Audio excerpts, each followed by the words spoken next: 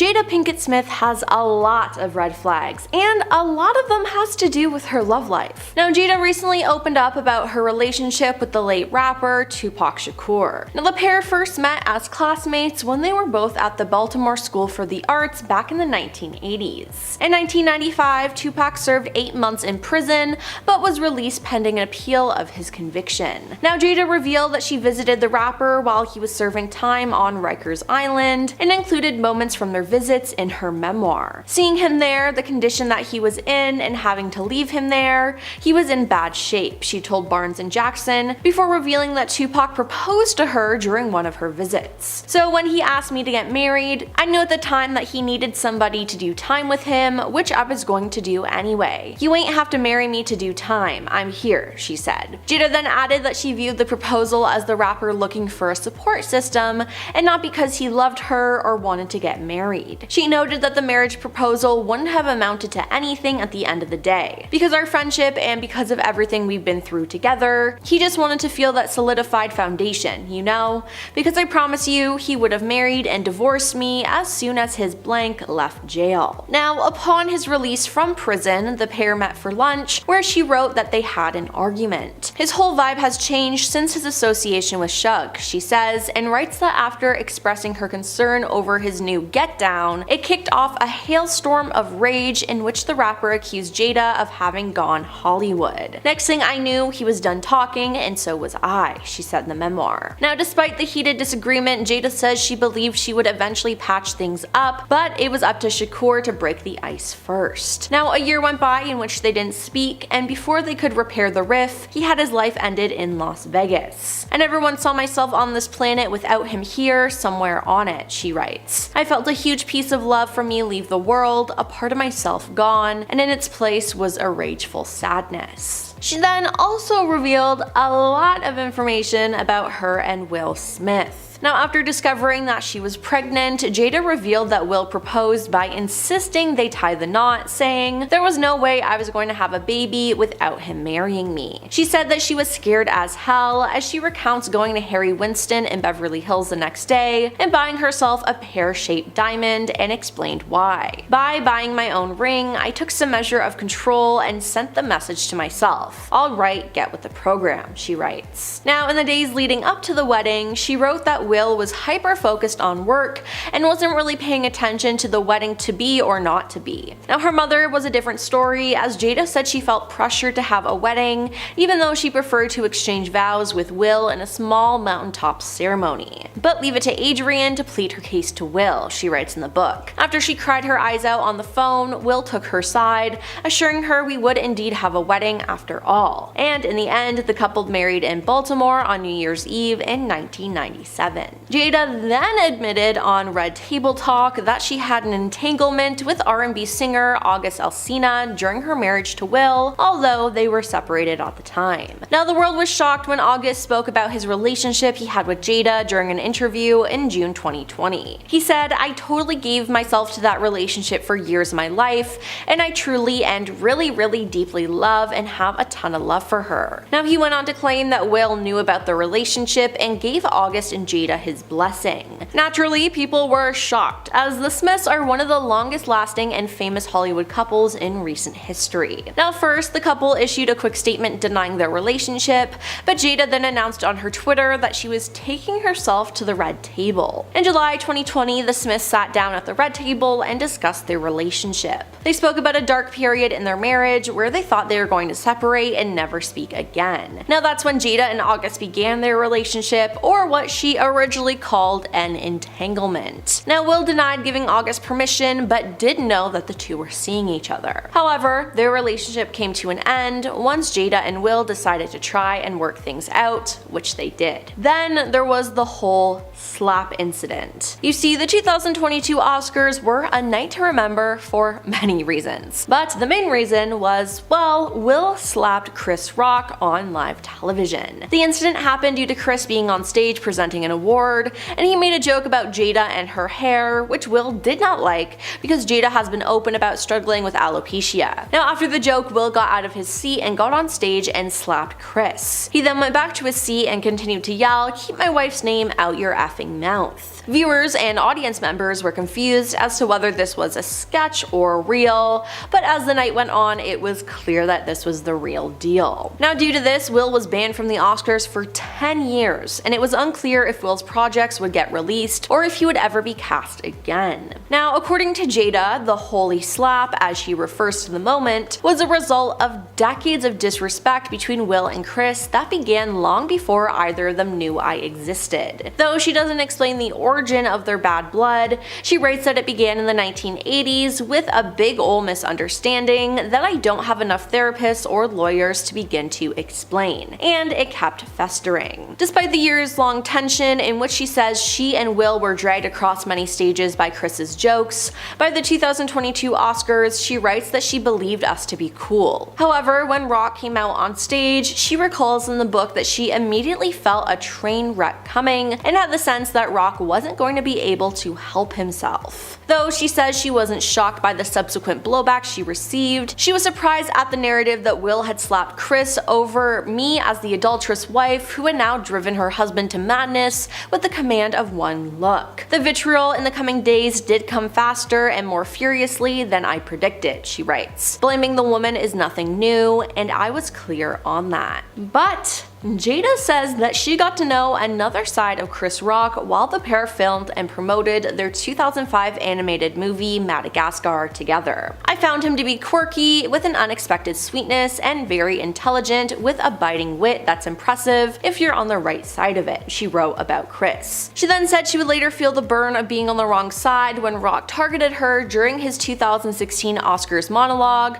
a year that she and Will publicly sat out of the award ceremony over the lack of nominations for industry members of color. Why me, when there were so many others who had been even more vocal, she writes. Now, the dig was even more baffling to Jada, given that she says Chris once asked her out. At one point, during rumors that Will and I had divorced, Chris even called me to ask me out on a date. Once he found out I wasn't divorced, we laughed and he apologized profusely and life went on. Now, what's the biggest red flag of all of this is that Jada felt the need to share all this information. I mean, no one asked for any of this, and it seemed like she overshares a lot. I mean, there was one point where she was sharing something every couple of days, and the internet was tired of it. And I mean, I know I was. In the world of Hollywood, Oprah's relationships with celebrities have always been talked about, whether it's good or bad, and when it comes to the Jackson family, mostly been bad. Janet Jackson in particular made it very clear that she wasn't a fan of Oprah, especially after the infamous 2010 interview with her parents, Joe and Katherine Jackson. Randy Jackson, Michael's brother, was the first to make his opinion of Oprah known, tweeting angrily about Oprah, writing, "I know how Oprah feels about my brother and family," going on to accuse her of making Michael look bad in public by airing old footage of his 2005 trial. He even went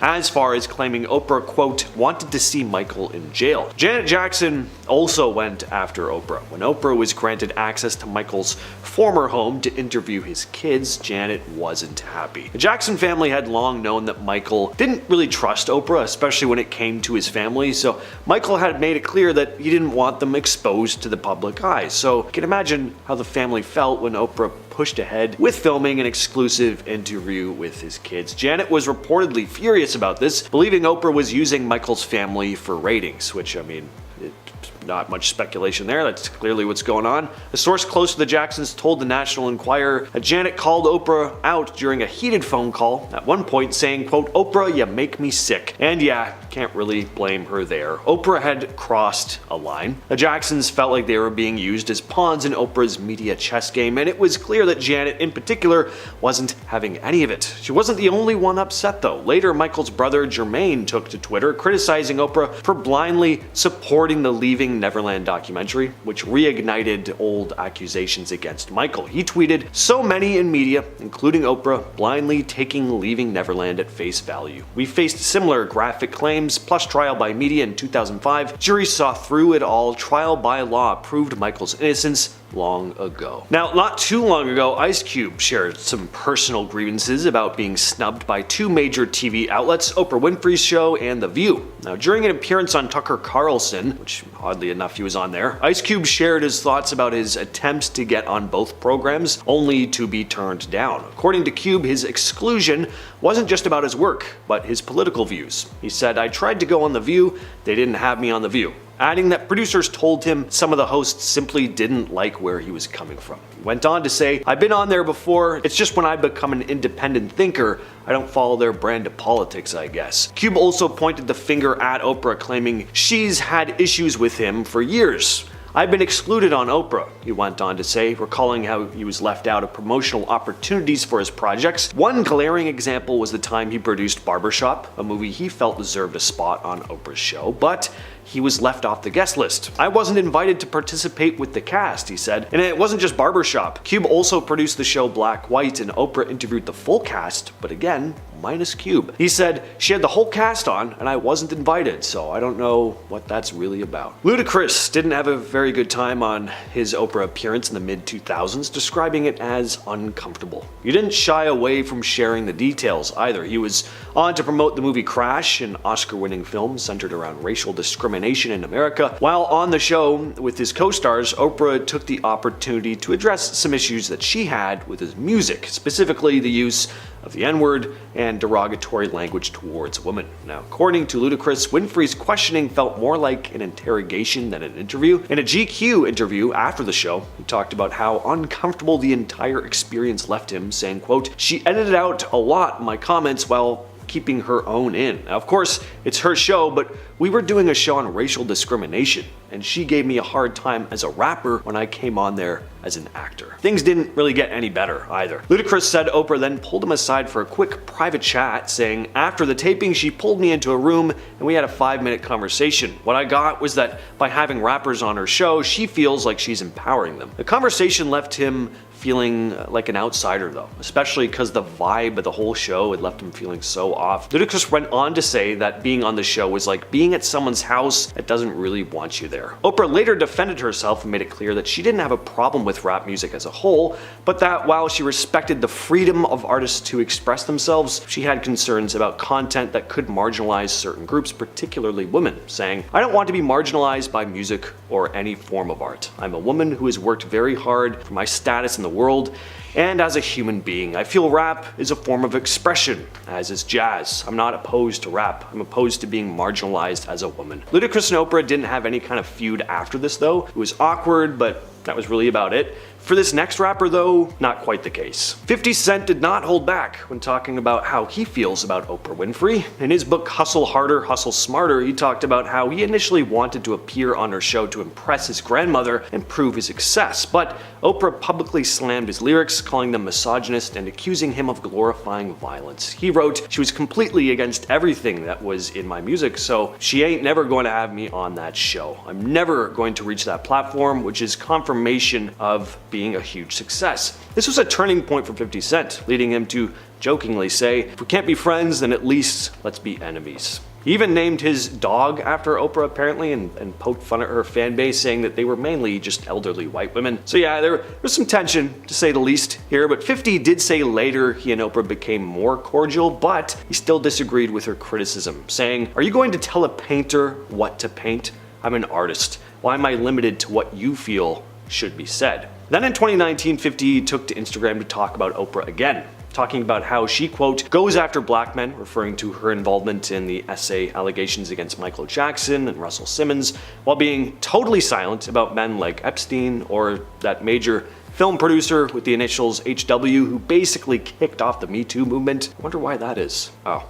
Yeah. Also in 2019, Monique took her turn calling out Oprah. It all started back when Monique was promoting her Oscar-winning role in Precious. Oprah did an interview, but not in the way you're thinking. The interview was with Monique's brother, Gerald, who had mistreated her growing up. And Monique, in a now deleted Periscope video, admitted that she had given Oprah her blessing to talk to Gerald, but what she didn't expect was for Oprah to bring her parents, Stephen and Alice, into the mix. Monique was shocked and horrified when they appeared in the audience for the interview. In the video, Monique said that Oprah crossed a line by involving her parents in something so personal, explaining that it was one thing for Oprah to interview Gerald, but the public display with her parents was another. As she said in a later interview, Oprah didn't just interview my brother, she had my parents there too, and that hurt my heart. While Monique tried to move past the issue and even forgive Oprah, the scars from that betrayal were deep. A source told Radar Online in 2010 that Monique was still holding onto a grudge against her parents too, believing they hadn't fully acknowledged Gerald's mistreatment of her. The source added that even though Monique had forgiven Oprah, she couldn't let go of the hurt from her family's role in the drama, and that grudge, she said, could, quote, go to the grave. Alright, we've dumped on Oprah quite a bit, but here's a situation where she was clearly the victim. Joan Rivers was never one to hold back. If she didn't like you,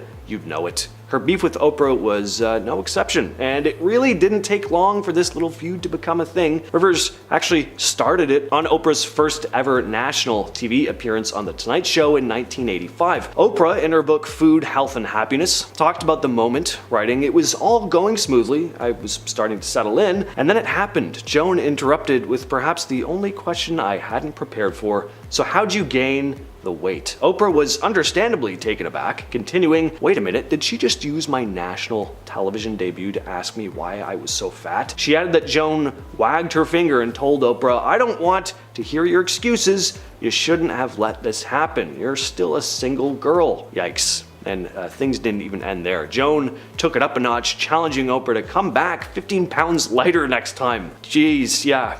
Joan Rivers was just savage. Funny, but she had her not so great moments, no doubt. Now, according to some sources, Joan wasn't just playing the tough love card here, she allegedly couldn't stand Oprah, calling her completely opportunistic. One insider claimed that Joan says Oprah is the biggest phony in the world, feels Oprah's real gift is exploiting people's suffering and emotions and turning them into TV ratings. And she's not entirely wrong there. I think people like Dr. Phil are way worse in that regard, and I mean, Jerry Springer. My God. At least Jerry wore it on his sleeve though. That show was just so in your face offensive. There was no hiding it. You got what was on the tin. But anyway, totally fair for Joan to call her out for that. But calling her fat on national TV, that was pretty low. Is anyone else really surprised that Hollywood is being run by something much more powerful and scary that isn't money? Thankfully, some celebrities have been open, well, as much as they could be, about the Illuminati. Historically, this group started all the way back in the late 18th century and refers to its full name, Bavarian Illuminati. This was founded by a German law professor named Adam Weishaupt, who had a passion for ideals that revolved around enlightenment, and by creating this group, he thought it would connect like-minded people who happened to be elites. This was to teach these elites about reason, philanthropy, and other secular ideas that they would use to influence their political decision-making when they were in the right seats to do so. So what exactly did they believe in? Well, they were supposedly anti-clerical, anti-royal, and they very much thrived off the ideals of rational thinking and ruling for oneself. Source Vox states they were closer to revolutionaries than world rulers, since they sought to infiltrate and upset powerful institutions like the monarchy. So how does this tie into celebrities? Well, people speculate that the Illuminati uses these celebrities to influence us, with ways I'm not necessarily sure myself, but definitely comment down below on how you think so. Some artists such as Jim Carrey, Cat Williams, and Jeffree Star have spoken about their own thoughts on the group. Whether they were joking for clout or actually speaking the truth, who knows? Jim Carrey had made an appearance on Jimmy Kimmel Live in 2014, to which he made the infamous signal of the triangle-shaped hand with his tongue hanging out. Jimmy pointed it out and said, "What is that? Is that a gang sign?" To which Carrey responds with, "Oh, like, you don't know what it is? You don't know what it is? You don't know. Jimmy Fallon doesn't know. David Letterman doesn't know. All the comics and show business don't know what this is. Come on, Jimmy." Jim Carrey clarifies that it's the secret symbol of the Illuminati, clearly mocking it and making fans wonder if it was a scripted stunt. Cat Williams' story on the case was a bit more of a personal experience, where he had called out Ludacris recently and the Illuminati during one of his interviews. He spoke in the interview with Clay Clay that the Illuminati group allegedly paid Ludacris millions of dollars to produce 20 films, he states. So there was a crossroads where we were both invited to Illuminati thing, and it had to be one or the other of us, and decisions had to be made. So it was both of us. We were equal. One of us had to cut off all their hair and couldn't do the sideburn thing no more, with the points. And the next person, they said, was going to get $200 million because they were going to pay him $10 million a movie to do 20 movies. And that's how the conversation happened. One of those persons turned out to be Ludacris, and the other person turned out to be Cat Williams himself. Jeffree Star's case, I'm still figuring out if it was supposed to be a joke or if he was serious about it, but he was also asked about the Illuminati back in 2023 during an interview with Bussin' with the Boys. They questioned him if it was real, to which he responded with, yes, going even further with explaining that there are evil things happening in Hollywood. The Illuminati is money-based, and all these celebrities being used are their vessels. Jeffree couldn't explain further on this, since he claims he escaped from the group in 2021, and was worried if he spoke more about it, he would get harmed in some way. Some spooky stuff going on in Hollywood right now. Starting out in the acting industry so young is incredibly difficult to balance properly, especially when you still have math homework to worry about, but also your lead starring role in a movie at 8 a.m. the next day. Demi Lovato becomes candid with us on her experience in her documentary, Child Star, explaining how it was very healing for her to make this movie and talk about the struggles she went through. She begins her statement with, "Going back and acknowledging my struggles was honoring my inner child and holding space for my younger self that didn't get to live a normal childhood in my younger years." Demi says that she's had her face in front of a camera since the age of 7. At 7, I was still playing Club Penguin and begging my mom to let me unbox my collectible Barbie dolls. She had a whole career in her single digits. Demi claims because of this, however, she developed a lot of issues revolving around her body image and self-esteem. Camp Rock was the skyrocketing pivotal moment in her career, and only being 15 years old at that. But during this time, she was bullied immensely, that actually carried on from her time on Barney and Friends. They had signed a petition saying that I should hurt myself, and it was passed around and people signed it, she claims, but also stated that this just fueled her motivation even more. Her older documentary, Simply Complicated, goes into a deeper story of how she survived a dangerous environment with her biological father, struggles with substance abuse,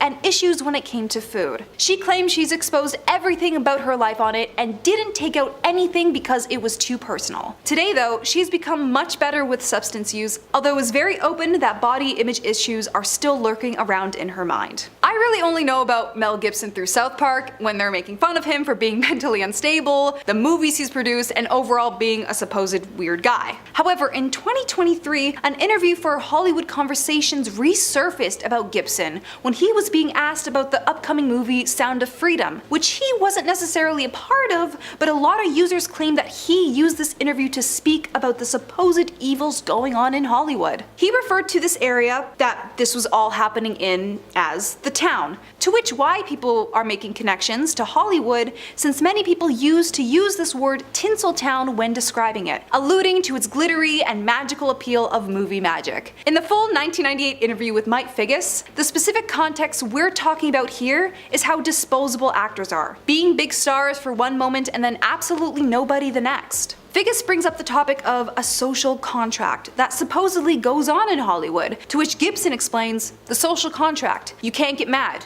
You can't get mad. You can't let it get to you because you have to make a deal with everyone else. And it's almost unspoken that you are going to be effed over at some point by people who you may have done something nice for. And it may happen that by circumstance or even very purposely. He also goes on to explain that this town loves it when fresh, new faces come into the scene, and they will pretty much take over. But then he states it eventually gets to you that you can't get away from certain attitudes, from certain modes of behavior. Gibson even describes his experience with it, saying he started growing paranoid and suspicious of these behaviors when he first started out that he didn't understand. He says, I formed a bunch of opinions about the town and about the people in it that were like, surely that couldn't be, because a whole place can't be like, you know, Weird Town. You know, where the strangers wanders in and all the people are in the bar and they all shut up when he looks at them. And they tell you don't go to that house on the hill. It's like that. And then you go away and you think, no, I was wrong. insane thinking, I'm paranoid.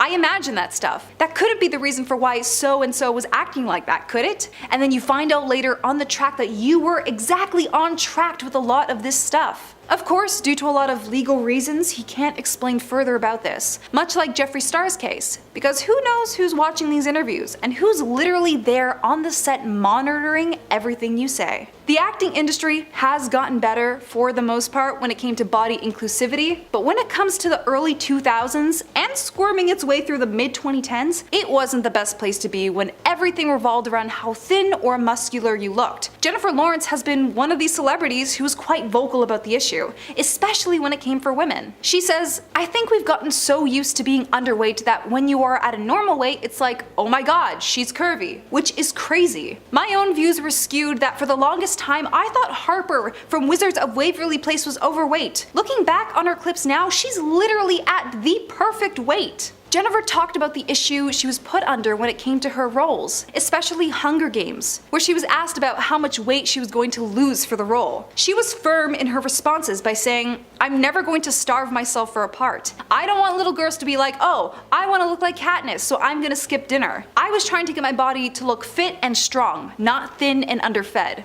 You go, girl, and you killed it in that movie. The Carrie Fisher also suffered through this when it came to Princess Leia in The Force Awakens, where she was told she needed to lose 35 pounds for her return. I'm in a business where the only thing that matters is weight and appearance. That is so messed up. The sad truth of the industry. RJ Might, a star from Breaking Bad, has spoken out to Hollywood telling them to cast people with physical disabilities for characters that have physical disabilities. He was extremely grateful for his role on Breaking Bad, since apparently it's been reported that 95% of actors who are playing characters with disabilities are able-bodied actors. Not only that, maybe even one day of having people with disabilities playing characters that aren't all about their disabilities. I would love to switch on my TV and see a disabled person talking about something they're genuinely interested in or acting out a part that doesn't just focus on their impairment, states RJ. When people are placed in a career where their appearance is the sole breadwinner and they are seen as nothing more than just that,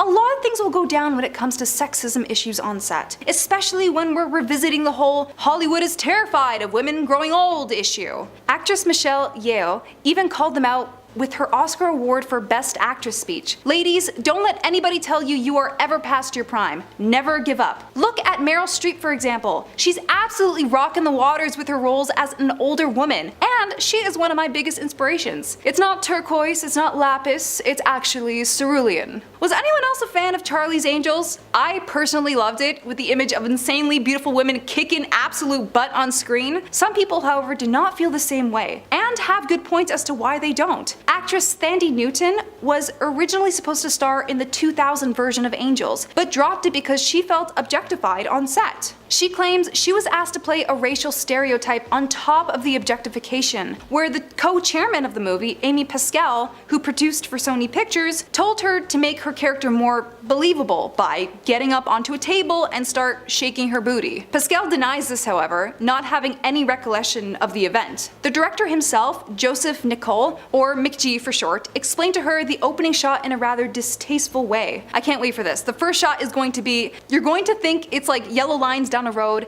and you pull back and you realize it's the stitching, because the denim is so tight on your butt it's going to look like tarmac. Which didn't even end up happening, because if I recall, it starts off with the scene being on a plane. I do see where she's coming from, because that description is hilariously bad, but everyone views the movie differently, including me, and I'm still going to love it. From being too invasive to saying straight up rude things to guests, here's our list of Oprah Winfrey red flags exposed on camera. Now, one interview that's awkward to look back on is the one that she did with Michael Jackson. It was his first interview in 14 years, and he used the opportunity to dispel rumors and explain the changes in his lifestyle and appearance. Michael said that his noticeably and gradually lightening skin wasn't the result of cosmetic and elective skin bleaching, but an effect of a genetic skin disease called vitiligo. But one thing that he refused to discuss with Oprah was his love life. He claimed to have been dating Brooke Shields, and Oprah flat out asked him some very personal questions.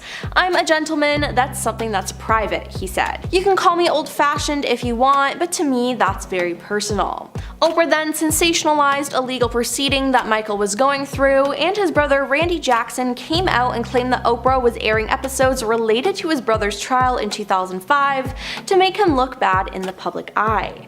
Randy said that he believed that Oprah wanted to see Michael in jail. Now, apparently when Michael saw this, it was the last straw for him. It was then made clear that Oprah could not and would not be trusted again. But then after Michael passed away, Oprah was given access to Michael's former home after being granted an interview with his mother Catherine and his 3 children. Now, many people in the Jackson family were aware of Michael's distrust in Oprah, and they didn't want this interview to go through.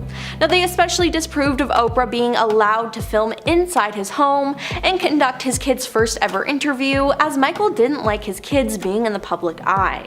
A source at the time said Janet is furious. She thinks Oprah took advantage of Michael's for TV ratings. Janet told her Michael would be heartsick that Oprah used his kids as pawns.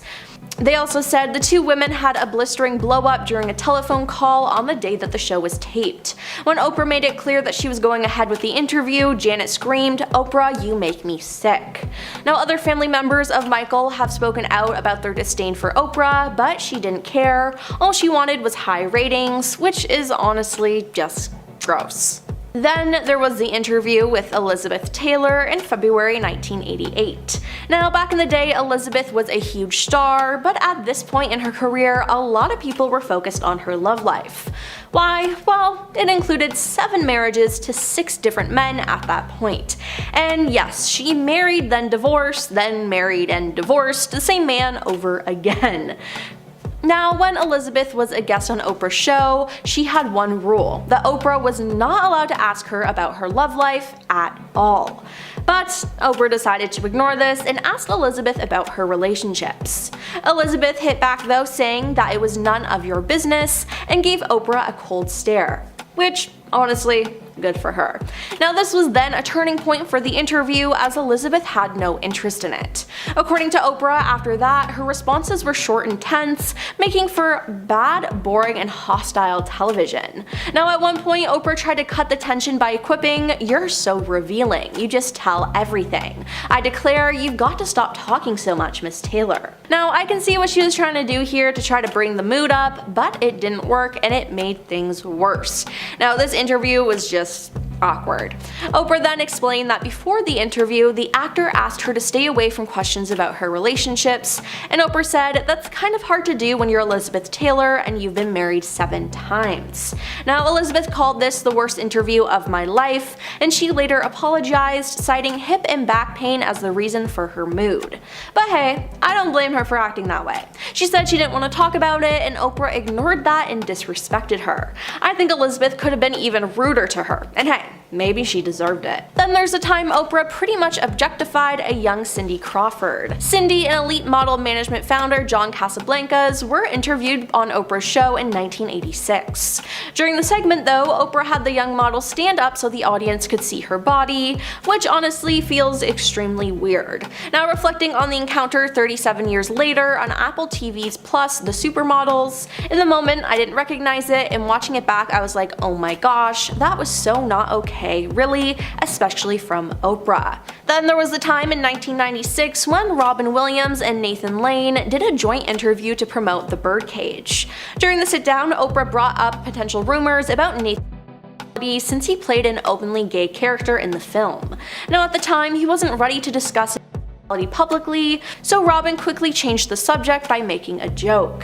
Now, on a 2023 episode of Sunday Sit Down with Willie Geist, Nathan said, "I don't think Oprah was trying to out me, but I said to Robin beforehand, I'm not prepared. I'm so scared of going out there and talking to Oprah. I'm not prepared to discuss that I'm gay on national television. I'm not ready." And Robin said, "Oh, it's alright, don't worry about it. We don't have to talk about it. We won't talk about it." He then said that Robin sort of swoops in and diverts Oprah and goes off on a tangent and protects him because he was a saint. And good thing he had Robin with him, as that was not a real appropriate question for Oprah to ask. Another time Oprah's been called out for not being sensitive was when she did an interview with Dolly Parton in 2003, and it has resurfaced with people questioning the star and her interview tactics. Now, some people have questions about what Oprah was asking Dolly, how she was asking, and what exactly her goal was by probing her for personal information. In a first video, Oprah asked Dolly how she's able to look so good for her age, and Dolly gives a funny answer. Oprah presses harder though, noting that Dolly has been open about having cosmetic work done. It seems like Oprah was trying to have a gotcha moment to throw Dolly off and make her uncomfortable, but Dolly rolls with the punches and admits to it. Now, Dolly even says she'll probably continue going under the knife, and some people are pointing out that Oprah looked disappointed that Dolly flipped it in her favor. Now, a second clip from that same interview has popped up as well, and Oprah dives right into a heavy subject, saying she heard Dolly fell into a huge depression at age 40. Now, she doesn't really approach the topic with any sensitivity, and that's rubbed people the wrong way. And one of the most prolific examples of Oprah being insensitive is when a young Mary-Kate and Ashley Olsen were on her show. At the time the interview took place, Mary-Kate had been hounded by the press about her weight, with intense media speculation that the star was suffering from an eating disorder. Oprah, knowing this was a touchy subject, brought it up anyways. In the interview, she says, "I know there's been a rumor that has recently surfaced that's really upset you," and Mary-Kate and Ashley were both clearly taken aback by the question, and a tense moment of silence happened, followed by Oprah saying, "You know, the one about eating." Now, Mary-Kate was so thrown by this line of questioning, she almost looked to be on the verge of tears, but her sister Ashley jumped in to rescue her. "Yeah, you know, people are going to write what they're gonna write," she says. Now, after some awkward back and forth, Oprah asked the Olsen twins what dress size they are, and they reacted uncomfortable by saying, "I don't know." It was obvious that the questions about their body were uncomfortable, but Oprah still pushed. When they said they weren't sure, Oprah hit back sarcastically saying, "Oh, you're not sure? That's so interesting." Now, later that same year the Oprah interview aired, Mary-Kate checked into a rehab facility to seek treatment for a food-related health disorder.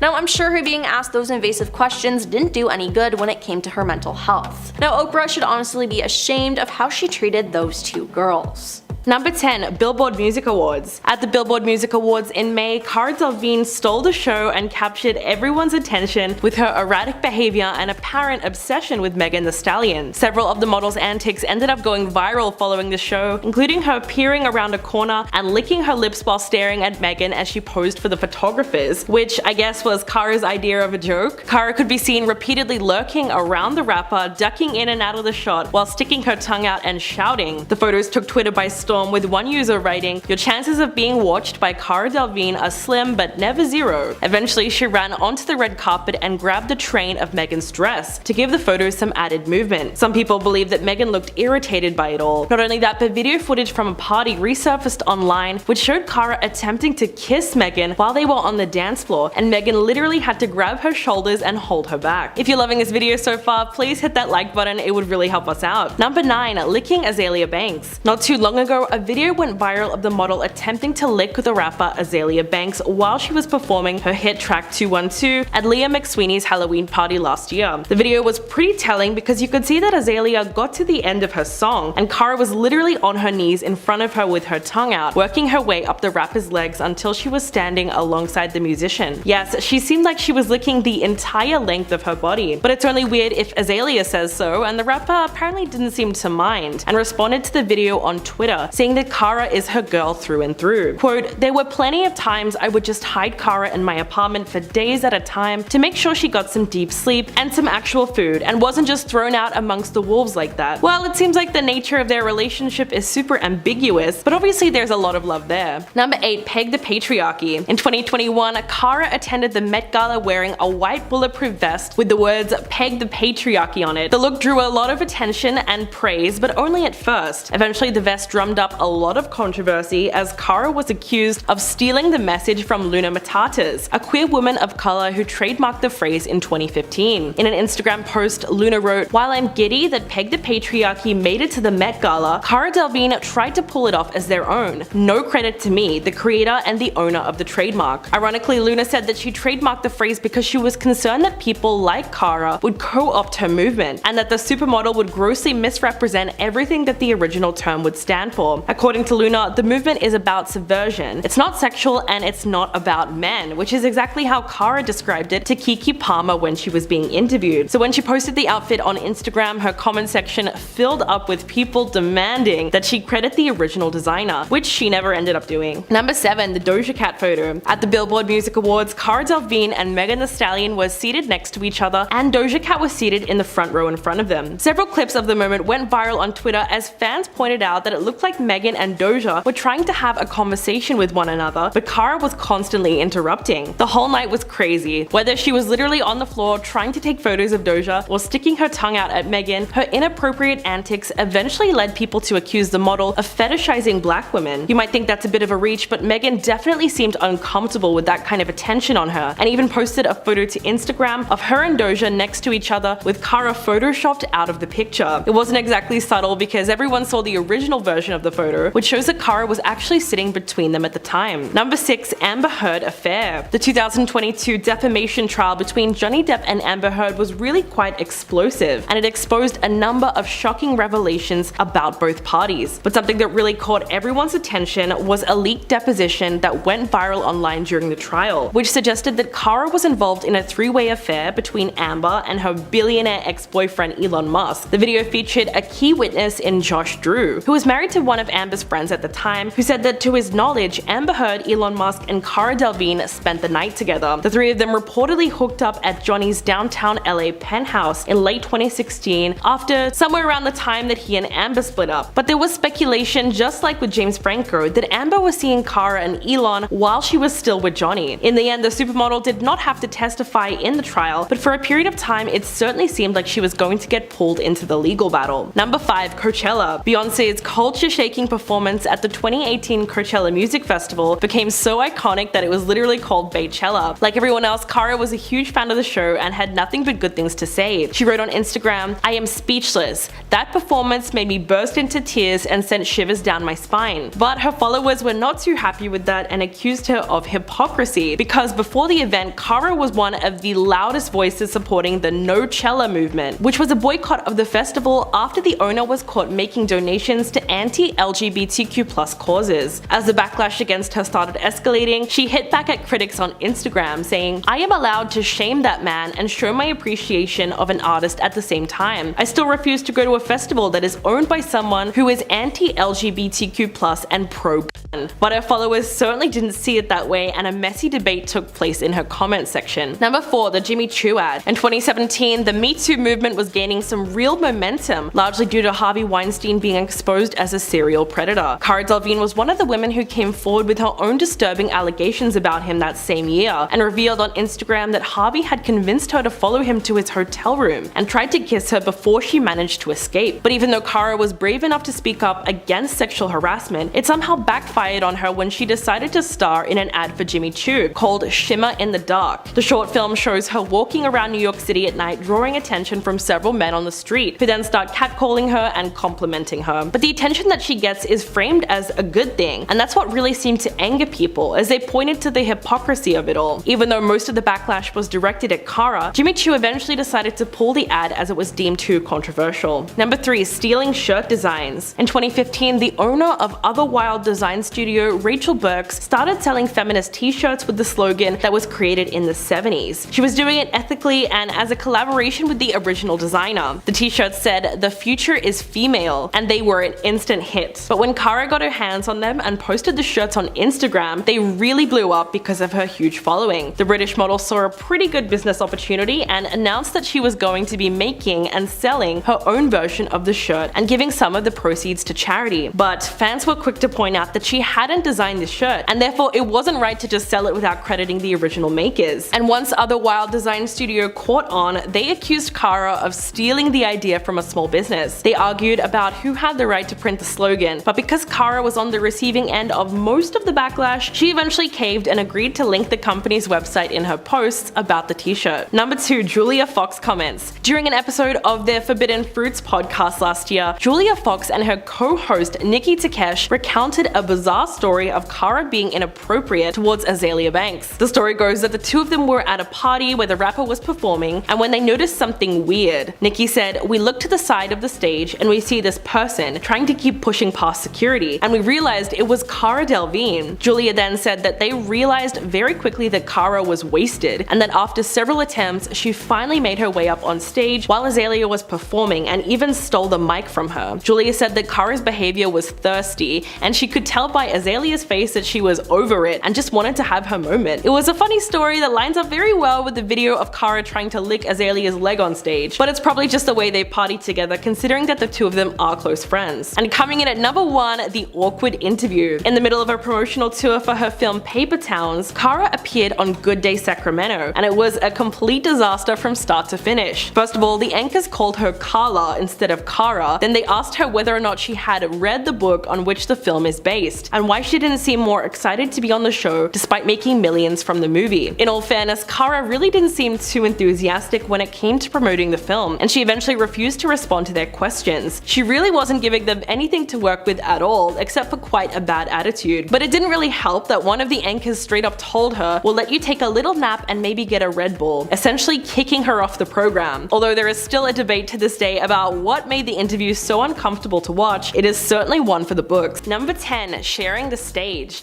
J-Lo didn't hold back when it came to her opinion on sharing the stage with Shakira at the 2020 Super Bowl halftime show. In her newly released documentary called Halftime, she labeled it as the worst idea in the world. Quote, "If it was going to be a double headliner, they should have given us 20 minutes. That's what they should have effing done."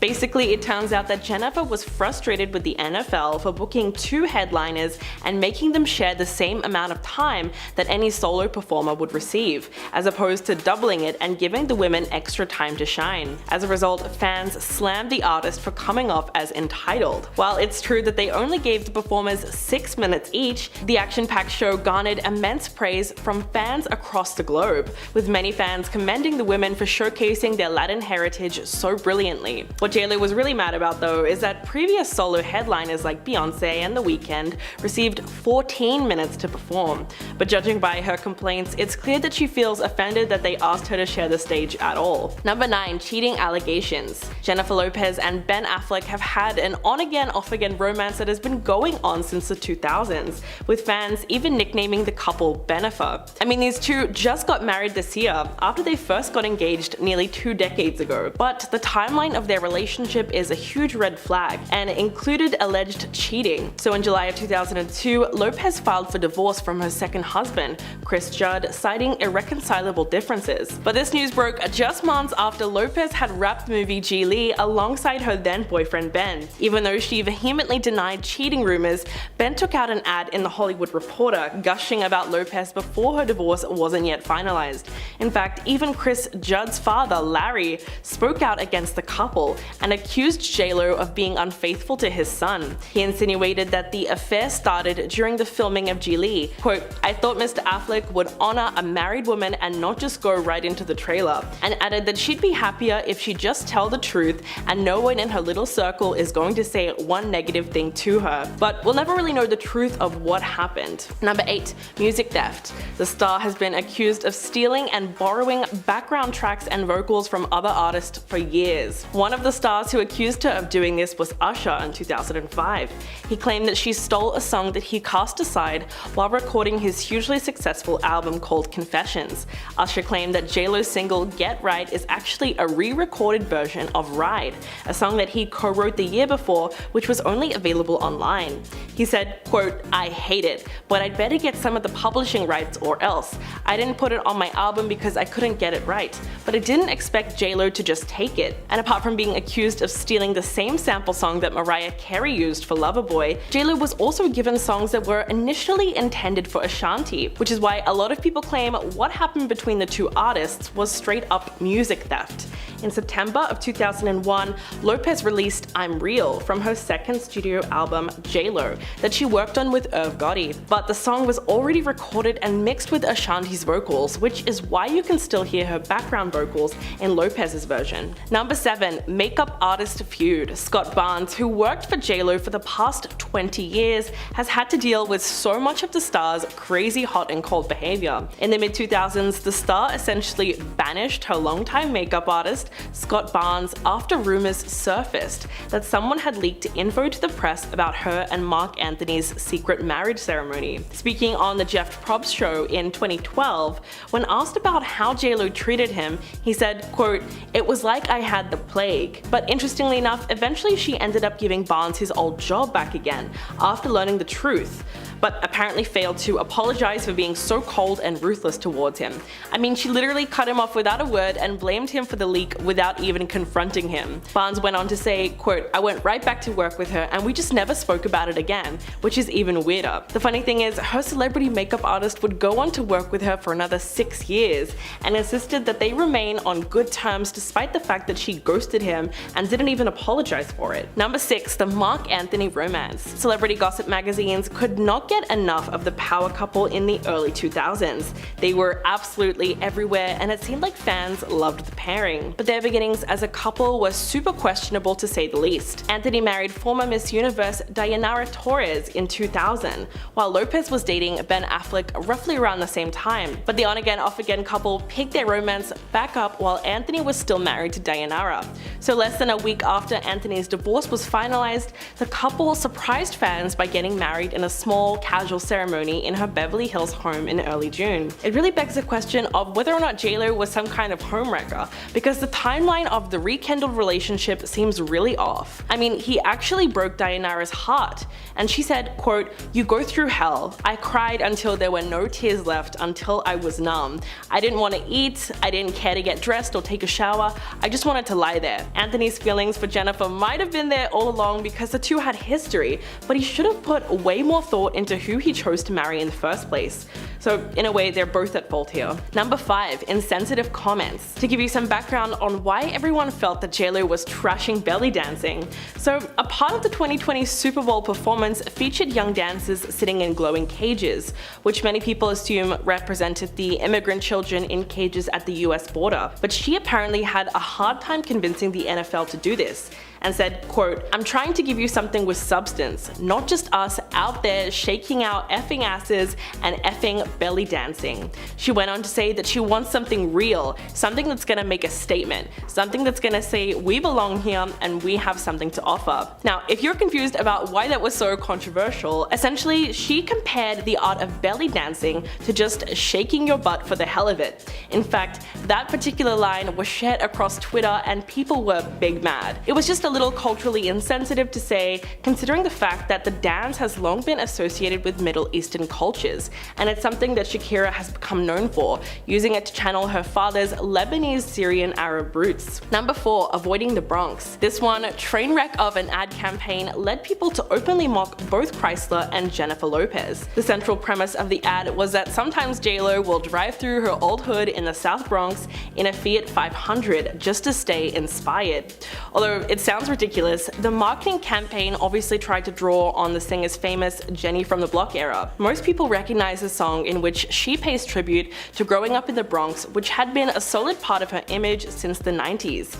In fact, the singer even titled her debut album On the 6, which is a clear reference to the New York subway train. A press release at the time even stated that she would be traveling through the streets of Manhattan to the Bronx where she grew up. But the ad backfired when the Smoking Gun reported that Lopez never actually went to the Bronx to film the ad and that a body double stand-in was used instead, calling it, quote, "such a breathtaking assemblage of urban cliches," and that was putting it lightly. Number 3, the movie line interview. The infamous movie line interview in 1998 that could have almost ruined J-Lo's career was truly worse than you can imagine. She was 27 at the time and fresh off the success of her film Selena. She basically decided to trash all the other celebrities that were big at the time and tried to trivialize their career and contribution to the industry. In fact, when asked about Madonna, she actually said, quote, "Do I think she's a great performer? Yeah. Do I think she's a great actress? No. Acting is what I do, so I'm harder on people when they say, oh, I can do that, I can act. And I'm like, hey, don't spit on my craft." It was so ironic because J-Lo would go on to do both music and acting for the rest of her career, and critics also trashed her acting on the big screen. Also, at the time, Madonna had been a star for a lot longer than J-Lo, so there was no real comparison there. And when Gwyneth Paltrow was brought up, Jennifer almost seemed to laugh and made it clear that she didn't take her fellow actress's career seriously. Quote, "Tell me what she's been in. I swear to God, I don't remember anything she was in. Some people get hot but by association. I heard more about her and Brad Pitt than I ever heard about her work. Yikes. Number 2, accusations of racism. 20 years ago, Lopez was approaching full actualization as an entertainer, but a single from her second album, J.Lo, almost derailed her career entirely. The Murder Inc. remix of I'm Real, which features Ja Rule and Own Radio in 2001, was ruined by the N-bomb that she drops in her final verse. The issue was that the song was an instant hit, so much so that 10 years later, in 2011, Billboard gave it the 6th spot on its 40 biggest duets of all time list. But rightfully so, people were outraged by her use of the loaded term, not only because she's a Latina artist, but at her level of success, where she has a platform and sets an example to young fans. Using such a derogatory word is at best offensive. But as the accusations of racism started to mount against the star, she eventually spoke out to defend her actions on the Today Show. Quote, "For anyone who thinks or suggests that I'm racist is really absurd and hateful to me." Although many people think this is not an excuse, it was later revealed that the track was actually written by Ja Rule himself, and apparently he encouraged her to say it. And number 1, fired a maid. This one is really indefensible. Jennifer Lopez allegedly got a German hotel maid fired for asking for an autograph. Frey Dodaj was a staff member at the luxury Melia Hotel in Dusseldorf, Germany, during Lopez's stay in 2012. She was a big fan of J.Lo and worked up the courage to knock on the star's hotel door in Dusseldorf to ask for an autograph, and was promptly turned away. Frey claims that she was relieved from her post the day after the incident. She told The Sun, quote, "I am an incredibly big fan, so I took all my courage and rang the doorbell to get an autograph, but I was rejected by 2 assistants at the door. A day later, the cleaning company that employed me at the hotel called and said that Miss Lopez had complained. I was fired right there on the phone." If the incident really happened, it's hard to ignore the irony when you remember that Jennifer played a hotel maid in the movie Made in Manhattan. After receiving a rightful amount of backlash, the pop star wrote on Twitter, quote, "Come on, thought you knew me better than this, would never get anyone fired over an autograph.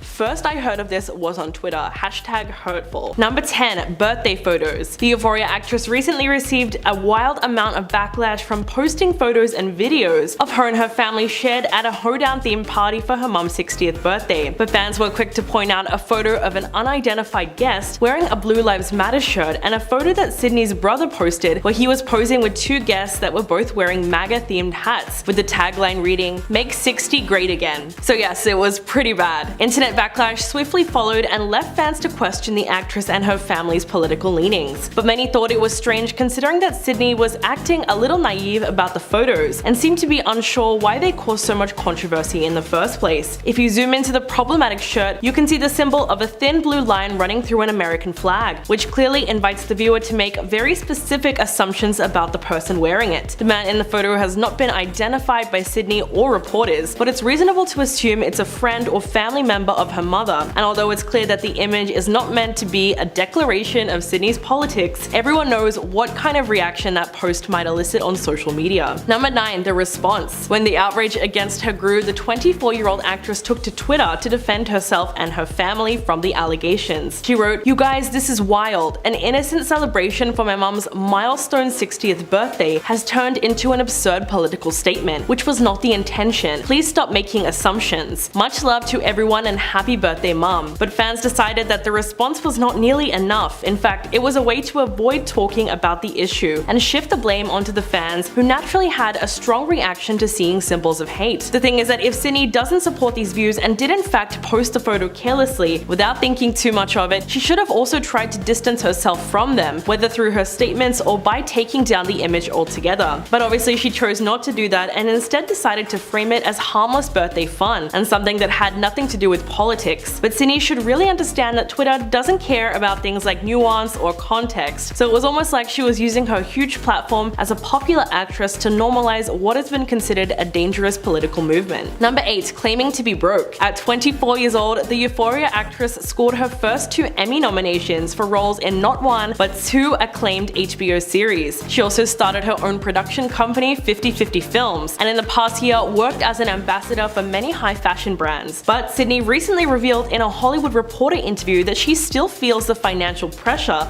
of paying her monthly bills, admitting that she was worried if she took a break from work, there would be no money and no support for any potential children that she would have. Quote, "If I wanted to take a 6-month break, I don't have income to cover that. I don't have someone supporting me. I don't have anyone I can turn to pay my bills or call for help." Although she's doing incredibly well for her age and her net worth is reportedly around $5 million, she claimed that they don't pay actors like they used to and explained why she's experiencing financial strain. Among other reasons, Sydney says that streaming sites don't provide residuals and claimed that paying her publicist every month costs more than her mortgage, admitting that if I just acted, I wouldn't be able to afford my life in LA. I take deals because I have to. So it seems that even working actors can wind up broke somehow. Number 7, $1 million mansion. It wasn't long before the Euphoria star started receiving an intense amount of backlash for her comments on money after fans discovered that she recently bought a $3 million property in Los Angeles. After the article was published, which many people labeled as tone deaf and straight up ungrateful, fans pointed out that Sydney has recently dropped $3 million on a 5-bedroom, 4-bathroom property in the Westwood neighborhood of LA. So the fact that she was complaining about her mortgage actually seemed to fall in the category of rich people problems rather than anything else. I mean, her mansion is crazy big. It's a Tudor-style home that was built in 1933 and is situated on the top of a hill with golf course views. It's 3,200 square feet with a fireplace, a large backyard, and beautiful wood beams. So she's not exactly roughing it. And as for Twitter, no one was having it. One person wrote, "Surely the mortgage on her $3 million LA mansion is a great monthly expense, but hopefully the golf course view from the front porch eases the pain." I feel so bad for her. Number 6, questionable family. After the actress faced backlash for photos of her mother Lisa's 60th birthday hoedown, internet sleuths decided to look into her family and see whether or not Sydney was also a conservative herself. Because after all, in the pictures posted by her brother Trent, there was a photo that showcased family members sporting red caps, which were perceived to be Make America Great Again merchandise. So amid all the outrage, some netizens pointed out the possibility of her family being right-wing supporters, and how it was a given that the actress grew up in Idaho, a right-leaning state. Sydney was born to Scott and Lisa Sweeney in Spokane, Washington. However, later her family moved to northwestern Idaho. She also confirmed this with Elle magazine and told the publication that her family moved to LA around 2010 to support her passion for acting. Over the years, various renowned publications like The Guardian and HuffPost have labeled Idaho as one of the most conservative states in the United States. Not only that, but the state has always historically favored the Republican Party, which has been in power in the state for years. Sydney also confirmed that yes, her family is religious when she told Dread Central in 2018 that "I come from a religious family, but I'm open to all religions." Number 5, MAGA supporters. As a consequence of the birthday photo controversy, Sydney has seen an uptick in support from the right, and it hasn't exactly helped her case. Conservative commentator Tommy Lauren tweeted that Sydney should never bow or apologize to the mob. She followed that up with, "OMG, Sydney Sweeney had the audacity to have a birthday party for her mom and her family, and they had the audacity to appear like they might be conservatives or support law enforcement. Oh, the horror. GTFO vultures." Well, you know you did something wrong when Tommy Lauren starts supporting you. Not only that, but conservative media personality John Ziegler also weighed in on the controversy and said, "In case you're wondering what caused this insane Twitter reaction, is that it is apparently possible that some of her family members are Trump supporters." Multiple conservative news outlets like Citizen Free Press, Newsmax, and Rebel News have also expressed support for Sydney. But with all the online discord, some have pointed out that it's entirely possible that the actress has conservative, Trump-supporting family members while not being a conservative herself. And if that's the case, should she be expected to literally disown her parents? Number 4, defending Sam Levinson. Euphoria has long been labeled as one of the most controversial teen shows ever, second only to Skins. It's no secret that the Euphoria fandom hates the series creator Sam Levinson with a passion. Despite their love for the characters and actors, fans have long taken issue with the gratuitous nudity on the show, as well as the alleged mistreatment of several cast members. But Sydney Sweeney's character Cassie has a lot of nude scenes in the show herself. In fact, quite a bit of controversy erupted when she spoke to The Independent and said that there are moments when Cassie was supposed to be shirtless, and I would tell Sam, "I don't really think that's necessary here." And he was like, "Okay, we don't need it." She went on to say that the experience of filming these scenes was unlike her previous bad experiences, since Sam was open to her opinion and made her feel safe. While it's obviously a good thing that Sydney felt as comfortable as possible while doing the nude scenes, people were quick to pick up on the fact that she admitted that there was simply too much of it. Not only that, but the criticism of the show's excessive nudity is for a valid reason. The world of Euphoria depicts 6 teenagers, so putting them in those scenes without a real purpose behind it is extremely questionable to say the least. Number 3. Barbie Ferreira drama. Fans were pretty shocked when it emerged that Euphoria star Barbie Ferreira quit the series in a shocking surprise exit ahead of season 3. The actress who played Kat Hernandez on the HBO drama has left amid rumors of nasty feuds on set, which allegedly resulted in her scenes getting cut from the series. After season 2 premiered in early 2022, it was clear that her character Kat had few to no lines at all, and subsequently reports of a feud between Barbie and Sam Levinson emerged. In fact, the Daily Beast published an explosive report alleging that Barbie stormed off set at least 2 times after butting heads with the director, and also ended up skipping the season 2 red carpet premiere. Fans of the show flooded Twitter, one writing, "Her and Sam Levinson were going to war all second season and he demoted the heck out of her. She was such a good character." But with all the outpouring of support online, we couldn't help notice Sydney, along with all her fellow cast members, chose not to publicly stand up for Ferreira at all. In fact, they seem to be completely silent about the whole thing and have only chosen to sing Sam's praises. Number 2. Controversial kiss. If you happen to find yourself binging the Netflix show Everything Sucks in your spare time, it's probably for a good reason. With its nostalgic 90s soundtrack and endearing character dynamics. What's more, the showrunners decided to cast actual teenagers to play teenagers, which is great, except for the fact that Sydney Sweeney was a lot older than her co-stars. This only became an issue when one of the storylines involved her making out with her 14-year-old co-star Peyton Kennedy, and yes, everyone was very creeped out. Sydney played Emmeline Addario and Peyton played Kate Messner, 2 female characters whose story arc sees them eventually get together in a queer relationship. Although they both passed as high schoolers, the 6-year age difference between the actresses alarmed a lot of people, with some calling Sydney's character outright disgusting and predatory. But to be fair, there's no way the more intimate scenes would have happened without Peyton's consent, and even her parents' consent considering her age. But would that scene have been allowed if it was between a 20-year-old guy kissing an underage girl? Probably not. And coming in at number 1,